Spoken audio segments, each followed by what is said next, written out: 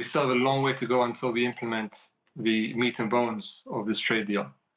When we look towards, let's say, the EU and the US, which is probably a much bigger deal when it comes down to trade, we have to understand that there are very differing priorities in what both sides want to achieve, which is why we've seen such stalls and such unsuccessful attempts at agreeing this bilateral trade deal.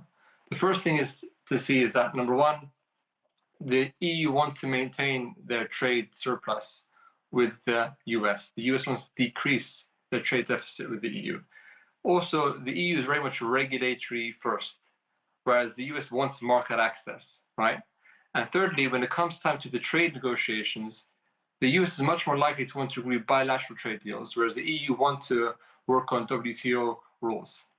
And thirdly, when it comes down to manufacturing, both sides want to keep the manufacturing base and expand it. We see this, for example, in the EU Chips Act, where they want to double down on chip manufacturing, and the US wants to bring chip manufacturing over to the US. So unless either side can figure out whether they're likely or happy to submit to the other side for these issues, then we won't see any progress, I think,